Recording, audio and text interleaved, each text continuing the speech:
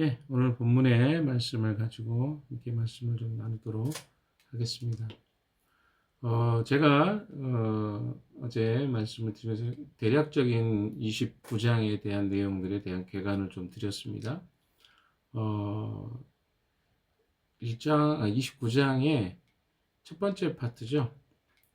첫 번째 파트는 아론과 그 아들들이 옷을 어떻게 만들어서 입힐 것인가에 대한 부분 1장 9절까지 이야기가 됐었습니다. 두 번째 파트가 어제 봤던 10절에서 14절이죠.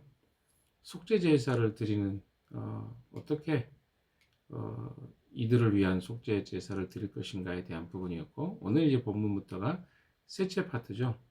번제를 드리는 파트가 18절까지네요. 번제로 어떻게 드릴 것인가. 그 다음에 네 번째 부분이 화목제와 소제를 드리는 이야기입니다. 이제 34절까지만 제가 읽었는데요. 그래서 화목제, 소제, 그 다음 번제, 이렇게 속죄제 이렇게 나와 있습니다. 그러면 우리가 먼저 좀 그 본문을 보기 전에 이 개념을 좀 정리를 해볼 필요가 있을 것 같습니다. 어떤 개념이냐면 제사의 종류하고 제사를 드리는 방식이 있습니다. 차이가 있죠. 두 가지 제가 여러분에게 보내드렸는데, 그러니까 제사의 종류하고 제사 드리는 방법은 차이가 있습니다. 그러니까 제사는 뭐 예를 들어서 번제, 소제, 화목제, 속죄제, 속건제 이렇게 이게 제사의 종류예요. 제사가 여러 가지 종류, 5가지 종류라고 해봅시다. 그럼 제사를 드리는 방법은 그래서 번제를 드릴 때는 어떻게 하고 또 소제를 드릴 때는 어떻게 하고 뭐 이런 방법이겠죠. 그것도 하나의 방법이지만 드리는 방식이죠. 그것에 대해서 이제 4가지로 이야기를 해놓은 것이 있습니다. 먼저 번제를 한번 보십시오. 제가 이거는 이제 그 챗 GPT를 좀 보면서 좀 검색을 해서 한 겁니다. 참조하시면 좋을 것 같고요. 보시면 번제의 내용은 제물을 완전히 태워서 하나님께 드리는 제사, 이걸 번제라고 합니다. 그래서 하나님께 이것은 전적인 헌신을 표현하는 제사, 주로 소, 양, 비둘기를 드렸던 뭐 소나 양이나 비둘기를 드렸던 내용이 레위기 1장에 나옵니다. 소제 같은 경우 보세요. 소제는 뭐냐? 이게 이제 곡식과 곡물로 드리는 제사입니다. 그래서 곡식, 가루, 기름, 유향 등을 하나님께 드리는 제사. 감사를 표현하거나 하나님께 헌신을 나타낼 때 드렸던 제사. 조금 다르죠? 앞에는 제물을 완전히 태워서 드리는 제사라면 소제는 이 곡물이나 기름, 유향 등을 하나님께 드리는 제사입니다. 세 번째 화목제를 보십시오. 화목제 같은 경우는 하나님과 화목, 공동체와의 평화를 상징하는 제사입니다. 제물의 일부는 태우고 일부는 제사장과 예배자가 함께 나누어 먹는 화목제가 그렇죠. 화목제는 전체가 아니라 하나님 앞에 화목과 공동체의 화목을 위해서 드려지는 제사인데, 이것은 하나님 앞에 일부는 태우고 제물의 일부는 태우고 나머지는 이 제사장과 예배자가 함께 나누어 먹는 그런 형태의 그 제사가 화목제입니다. 속죄제는 뭡니까? 보면 죄를 지은 사람이 그 죄를 속하기 위해서 드리는 제사입니다. 의도치 않은 죄나 정결하지 못한 상태를 해결하기 위해서 드렸던 죄가 바로 속죄제입니다. 속건제도 죄를 지었을 때인데, 하나님이나 이웃에게 죄를 지었을 때 드리는 제사가 속건제입니다. 죄를 배상하고 하나님께 회복을 구하는 제사입니다. 속죄제하고 차이가 조금 있죠. 죄를 지은 사람이 그렇죠? 죄를 속하기 위해서 드리는 제사. 여기에서는 의도치 않은 죄나 정결하지 못한 상태, 조금은 자기 그 마음의 영역이 좀 가깝다면, 속건제는 조금 어떻습니까? 실제로 범죄에 관한 어떤 범죄나 이런 죄를 지었을 때 하는 겁니다. 마음의 죄와 실제 죄는 좀 차이가 있죠. 그래서 속죄제는 정결함을 유지하지 못했다고 느꼈을 때 스스로가 그 사람이 드리는 제사입니다. 그러나 하나님이나 이웃에게 굉장히 좀 죄가 좀 더 큰 형태 같아요. 그래서 이런 죄를 드렸을 때 속건제를 드린 겁니다. 이게 이제 죄의 그 번제를 제사 지르는 5가지 방식이고요. 종류죠. 그 다음에 화제로 가봅시다. 이거는 어떤 방식으로 제사를 지내느냐. 화제는 뭡니까? 불에 태워서 하나님께 올리는 제물입니다. 그런 제사죠. 드리는 방식은 제물을 불로 완전히 태워서 연기로 하나님께 올려드리는 겁니다. 이게 화제입니다. 그렇죠? 보시면 될 것 같습니다. 요제는 뭡니까? 제물을 앞뒤 또는 좌우로 흔들어서 하나님께 드리는 상징적인 행동입니다. 그러니까 앞뒤로 흔들어서 이렇게 흔들면서 드리는 제사예요. 이해되시나요? 제물을 이렇게 흔들어요. 앞뒤로. 옆으로가 아니라 앞뒤로 흔드는 겁니다. 이게 바로 요제입니다. 여기는 주로 화목제, 위임식, 맥주절, 소제 등에 들어갑니다. 소제라고 하면 아까 이야기했던 것처럼 곡물로 드리는 제사죠. 자, 거제는 뭡니까? 거제는 아까 요제가 앞뒤로 흔드는 거잖아요. 거제는 높이 들어 올리는 거예요. 이렇게 손으로 높이 올리는 거죠. 그래서 제물을 높이 들어 올려서 하나님께 드리는 상징적 행동입니다. 주로 우편 넓적다리나 다른 부분을 들어 올리는 거죠. 한목제나 제사장 위임식 등 이럴 때 하는 방식입니다. 자, 그 다음에 전제는 뭡니까? 전제는 포도주나 기름 등을 붓는 방식이에요. 전제. 제사의 맨 마지막에 포도주나 어떻습니까? 기름 등을 부어 제물에 붓는 거죠. 그래서 제단 위에 포도주 등을 붓거나 쏟아 부어 드리는 거죠. 주로 번제나 소제에 보조적으로 곁들여지는 형태의 방식입니다. 그래서 이 바울이 자기 자신이 전제와 같이 부어진다고 표현한 것이 빌립보서 2장 17절에 나오죠.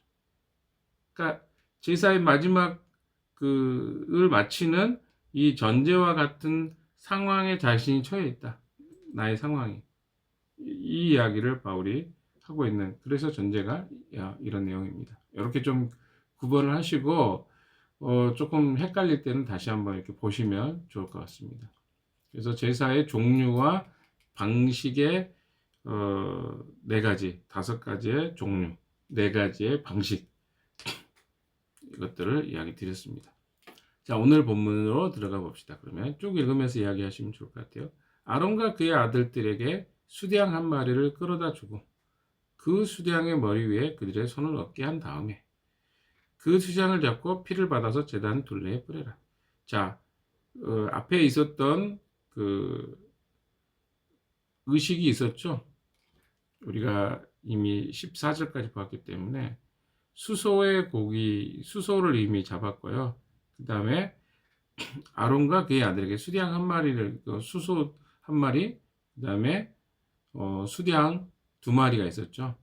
그래서 2마리 중에 한 마리의 수대양을 이제 잡으라는 거죠. 번제는 뭡니까? 태워서 드리는 거라고 그랬습니다. 번제 제물로 쓰기 위해서 이 양을 잡으라고 이야기합니다. 수대양을. 그 다음에 16절 다 읽읍시다. 그 수대양을 잡고 피를 받아서 제단 둘레에 뿌려라. 자, 수대양을 잡습니다. 그리고 피를 양동이에 받고 그 양동이의 피를 어떻게? 제단 둘레에 뿌리는 거죠. 자, 제단 둘레에 뿌리면 속죄하기 위해서 뿌리는 겁니다. 자, 번제 드릴 단을 먼저 깨끗하게 정화시키는 거예요. 그 피를 뿌림으로. 그 단 주위에, 그 단 위에다 뿌리는 게 아니라 단 옆에다 뿌리는 거죠. 그래서 이 번제가 드려질 단을 먼저 깨끗하게 하기 위해서 이 수대양의 피로 뿌리는 겁니다. 자, 17절 같이 읽어봅시다. 시작. 그 수대양의 각을 뜬 다음에 내장과 다리는 씻어서 각을 뜬 고기와 머리 위에 얹어 놓아라. 각을 뜬다는 것은 뭡니까? 잘라내는 겁니다. 칼로 잘라낸 거죠. 어디? 내장, 다리는 씻어서 각을 뜬 고기와 머리 위에 같이 얹어 놓는 것입니다. 자, 속죄 제물이 아니라 이것은 뭡니까? 헌신을 상징하는 제물입니다. 아까도 번제에 대한 이야기를 드렸습니다. 그러니까 어떨 때에 드려지는 것인가가 여러분이 보셔야 헷갈리지 않을 것 같아요. 자, 번제 뭡니까? 아까 다시 한번 보시면 제물을 완전히 태워서 하나님께 드리는 제사인데 하나님께 전적인 헌신을 표현하는 제사. 주로 소, 양, 비둘기를 드렸다. 그래서 이건 헌신을 지금 누구의 헌신입니까? 첫 번째 소를 이야기할 때는 그 소를 잡을 때는 이 죄에 대한 전이라고 그랬습니다. 수량을 잡을 때는 이 헌신을 지금 드리는 거죠. 그래서 그 제사장으로 세워진 사람이 하나님 앞에 헌신하겠다라고 하는 것을 상징하는 의미라고 할 수 있겠습니다. 자, 18절. 이렇게 하여 그 수량 전체를 제단 위에서 통째로 살라 바쳐라. 수량 전체를 제단 위에 통째로 살라 바치는 거죠. 그것이 바로 나 주에게 드리는 번제이며 이것이 바로 향기로 나 주를 기쁘게 하는 살라 바치는 제물이다. 그러니까 아까 어제 이야기했던 소 중에는 모든 부위가 아니라 나머지 죄에 대한 죄의 전이니까 일부분은 하나님께 중요 부위, 뭐 콩팥이나 뭐 안에 있는 장기들 중에 중요 부위만 이렇게 하나님께 바쳐서 태워서 그 죄를 사하는 거고 나머지 남아있는 것들은 다 짐 밖에 갖다 버리라고 그랬죠. 그런데 이 수량은 어떻습니까? 번제로 드리는 이 수량은 전체를 다 살라서 하나님께 바치. 왜? 이것이 바로 온 전체를 하나님께 헌신하겠다라고 하는 이 제사장의 헌신을 상징하는 이야기이기 때문에 그렇습니다. 자, 19절 또 봅시다. 이렇게 하나씩 좀 살펴보시면요. 너는 다시 다른 수량 한 마리를, 소 한 마리, 수량 두 마리인데 한 마리의 수량은 이미 썼습니다. 그럼 한 마리 또 남았을까요? 수량이. 그 수량을 이야기합니다. 너는 다시 다른 수량 한 마리를 끌어다 놓고 아론과 그의 아들들이 그 수량의 머리 위에 손을 얹게 한 다음에 그 수량을 붙잡고 피를 받아서 아론의 오른쪽 기볼과 그의 아들들의 오른쪽 기볼에 바르고 그 오른손 엄지와 오른발 엄지에도 발라라. 그리고 남은 피를 제단 위에 뿌려라. 예, 좀 독특한 이 모습이 나옵니다. 뭐가 나옵니까? 오른쪽 그러니까 두 번째 수량을 잡아가지고 아론의 이 피를 받아서 그 피를 해가지고 어때요? 아론의 오른쪽 귓볼이죠. 그리고 그의 아들의 오른쪽 귓볼에 아론도 바르고 또 그의 아들들의 오른쪽 귓볼도 바르죠. 그 오른손 엄지와 오른발 엄지, 오른손, 오른발 다 힘을 상징합니다. 그리고 남은 피를 제단에 이제 뿌리는 거죠. 제단 둘레에 뿌립니다. 이건 어떤 의미가 있을까요? 자, 이렇게 제사장의 신체 부위에 그 잡은 수량의 피를 바르는 것은요, 하나님께 대한 제사장의 전적 순종, 헌신을 상징하는 행위입니다. 왜냐하면 사람이 손과 또 발의 엄지 발가락을 잃으면 어떻습니까? 힘을 쓸 수가 없습니다. 중심을 못 잡아요. 그래서 손과 발 중에 특별히 그 중에서도 오른손과 오른발의 엄지는 힘을 나타내는 그런 곳이기 때문에 그것에 피를 바른다는 건 뭡니까? 온 힘을 다해서 하나님께 내가 하나님을 봉사하겠다. 헌신하겠다. 이런 의미를 가질 수 있겠고요. 귓볼은 그럼 왜 바를까요?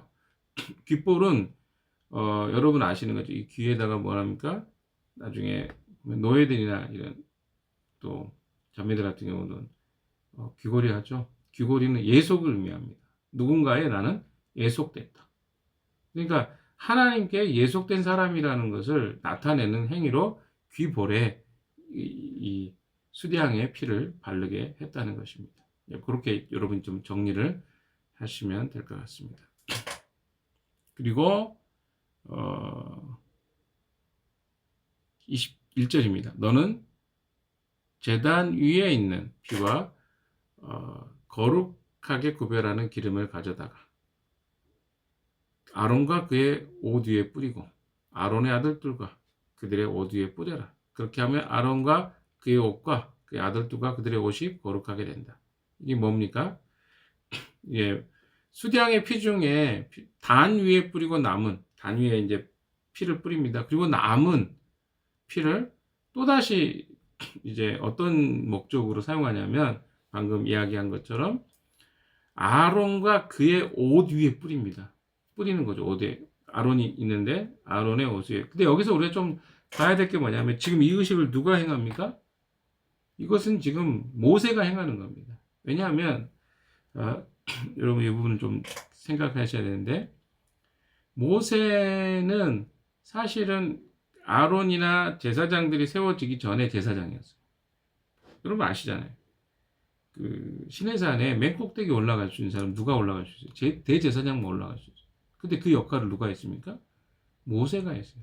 그런데 이제 하나님이 어떻게 합니까? 그 역할을 아론에게 위임하는 거야. 그래서 지금 그 의식은 누가 행해야 되냐면 모세가 아론에게 행하는 겁니다. 아론이 서 있고 모세가 그 의식을 하는 거예요. 자기가 가지고 있던 고난을 누구에게? 아론에게 나누어 주는 거예요. 이해되십니까? 하나님이 모세에게 모든 권한을 주셨어요. 그러나 지금 위임하는 의식을 통해서 이 권한이 누구에게 전가가 됩니까? 아론에게. 그래서 아론과 그의 아들들을 세워놓고 뭐라는 겁니까? 제단 위에 두 번째 양의 피를 받아놓은 그 피와 또 기름을 그 제사장이 붓는 그 기름을 가져다가 아론의 옷에 뿌리는 거예요. 그리고 아론의 아들들과 그들의 옷에 또 뿌립니다. 그렇게 하면 뭐가 된다는 거예요? 아론과 그의 옷과 그의 아들들과 그들의 옷이 거룩해. 아론도 거룩하게 되고 옷도 거룩하게 되고 또 그의 아들들도 거룩하게 되고 그의 옷들도. 왜냐하면 제 제사장은요 하나님 앞에 다 거룩하게 서 있어야만 돼요. 그러니까 아론 자체가 깨끗해서가 아니라 하나님이 세우고자 하는 사람이기 때문에 그를 하나님이 거룩하게 하시는 것을 보게 됩니다. 우리가 성도라고 하잖아요. 거룩한 무리입니다. 근데 거룩한 무리, 성도라고 하는 것은 거룩한 행동을 했기 때문에 거룩한 게 아니잖아요. 하나님이 그들을 거룩하다고 칭해줬기 때문에 거룩해진 거예요. 여러분 잘 아셔야 돼요. 행위로 우리는 거룩해질 수 있는 존재들이 아닙니다. 이미 우리는 어떤 존재들입니까? 하나님 앞에 거룩할 수 없는 존재예요. 근데 하나님이 예수의 피로 또 여기 보면 수량이나 이런 희생의 대가로 그들이 거룩해진다는 것을 이야기합니다. 그래서 우리 자신을 보면 거룩해질 수 없는데 거룩할 수 없어요. 하나님 앞에 나아갈 때도 못 나가요. 그러나 어떻게 하면 나아간다 그랬습니까? 예수의 피를 힘입어서 나아갑니다. 여러분이 하나님 앞에 서 있기가 부끄러울 때도 우리는 무엇을 추구합니까? 예수의 피의 힘을 의지해서 그가 우리를 구원해 주신 것을 의지해서 하나님 앞에 나아가는 거예요. 그것이 바로 그리스도인입니다. 바로 성경이 그 이야기를 하고 있는 것이죠. 이렇게 설명을 하다 보니까 시간이 많이 걸리네요. 자, 22절 읽어봅시다. 이 수량에서 기름기와 기름진 꼬리와 내장을 덮은 기름기와 간에 붙은 기름 덩어리와 두 콩팥과 그것을 덮은 기름기를 떼어내고 오른쪽 넓적 다리를 잘라내어서 내어라. 제사장을 위임하는 의식에 쓸 것이니. 23절 읽겠습니다. 너는 주 앞에 있는 누룩을 넣지 않은 빵을 둔 광주리에서 빵 한 덩이와 기름을 섞어서 만든 과자 한 개와 속 비는 과자 한 개를 가져다가. 여기에 이제 보시면 위임식이라고 있습니다. 제사장 위임하는 의식에서 쓸 것이니. 근데 어떤 걸 씁니까? 기름진 꼬리가 가장 동물 중에서는 값비싼 부위라고 합니다. 그래서 이 꼬리와 내장을 덮은 기름기와 간에 붙은 기름 덩어리와 두 콩팥과 그것을 덮은 기름기를 떼어내고 오른쪽 넓적 다리를 잘라내어라. 이것을 어디에 쓴다고? 제사장 위임식에 쓸 것이다. 가장 값어치 있고 기름지고 그 수량에게 있어서 가장 힘을 상징하고 귀한 부위를 잘라내서 어때요? 위임식에 쓰려고 지금 그것을 잘 보관해 두라는 거죠. 자, 그 다음에 23절 너는 주 앞에 있는 누룩을 넣지 않은 빵을 어제도 이야기했습니다. 누룩을 넣지 않는 빵이 어떤 의미인지 오염되지 않고 또 순전한 것을 의미합니다.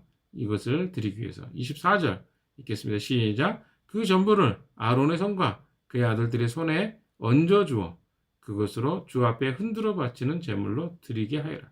그러니까 아론과 그의 아들들의 손에 이런 방금 이야기했던 뭐 내장과 뭐 기름기 간에 붙은 기름기 덩어리와 두 콩팥과 또는 기름기를 떼어내고 오른쪽 넓적다리를 아까 넓적다리 주로 들어 올린다고 그랬죠. 그래서 어떻게 합니까? 거제로 드린 여기 보면 거제가 아니죠. 앞뒤로 주 앞에서 흔들어 바치는 앞뒤로 흔드는 거죠. 이거 뭡니까? 요제입니다. 이렇게 헌신과 하나님에 대한 사랑을 표현할 때는 요제로 이렇게 손을 위로 이렇게 흔들면서 제사하는 내내 어떻게 흔들고 있는 거예요. 이렇게 드리는 방식입니다. 이해되시나요? 25절 읽겠습니다. 너는 그들의 손에서 그것을 받아다가 제단에 번제물 위에 놓고 불살라라. 이것이 바로 향기로 나를 기쁘게 하는 나 주에게 살라 바치는 제물이다. 그 뭡니까? 지금 이 의식을 행하는 것은요, 위임식입니다. 아직 대제사장이 되지 않았어요. 누가? 아론과 그의 아들들이. 그래서 뭐요? 지금 누구에게? 모세에게 그걸 바치는 거예요. 흔들어가지고. 그 다음에 모세가 어떻게 해요? 그것을 번제물 위에 놓고 살르게 합니다. 그러니까 이 의식이 끝나야 그들이 대제사장이 되고 제사장이 돼서 모세가 하고 있는 역할을 그들이 하게 되는 것입니다. 이해되시나요? 네, 그런 이야기를 하고 있는 것입니다. 자, 26절. 아론의 제사장 위임식에 쓸 수량에서 가슴을 떼어 나 주에게 흔들어 바치는 예식을 하고 나서 그것을 너의 몫으로 가져가라. 모세의 몫입니다. 왜? 아직은 모세가 대제사장의 역할을 수행하고 있기 때문에 그렇습니다. 나중에는 누가 할까요? 예, 아론이 이 드려진 고기를 받아서 자기 몫으로 가져갑니다. 그래서 나중에 보시면 그 엘리라는 그 사사가 있죠.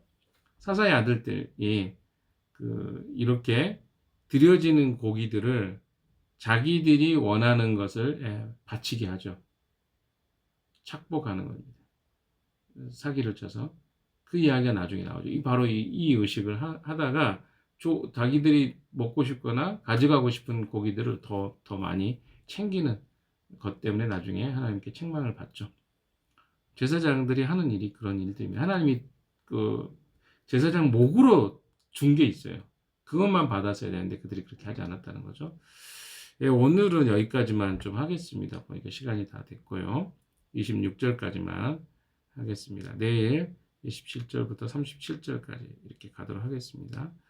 사랑하는 여러분, 하나님은요, 이 제사장이나 대제사장이나 아직 완전한 존재들이 아니었습니다.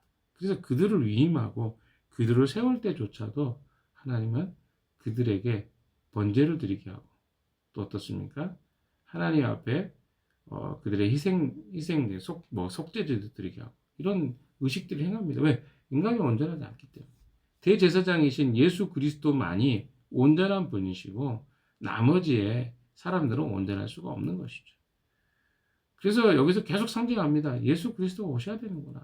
예수님이 아니시면 이 문제는 계속 반복되고 인간의 연약한 대제사장은 때로는 잘못해서 죽기도 합니다. 이 제사를 잘못 지내가지고 죽기도 하고 제사장직이 파면을 당하기도 합니다. 끊임없이 인간에게 요구되는 것은요, 이 죄의 문제를 어떻게 할 것인가. 근데 우리는 우리의 삶에서 예수 그리스도가 얼마나 그러니까 이렇게 위대한 일을 하셨는가를 알고 듣고 있긴 하지만 우리 삶 속에서 그리스도가 정말 그렇게 중대한 분이신가? 라고 하는 것을 잊어버립니다. 근데 대제사장들과 제사장들 어떻게 매일 제사를 지냅니다. 매일 제사를 지낸다는 건 뭡니까? 매일 하나님 앞에 속죄와 하나님의 은혜가 필요한 것을 고백하는 거예요. 오늘도 우리는 그렇습니다. 이런 제사 의식이나 이런 걸 바라보면서 좀 복잡하긴 했지만 바라보면서 알게 되는 것은 예수 그리스도가 나에게 매일의 삶에 필요하구나.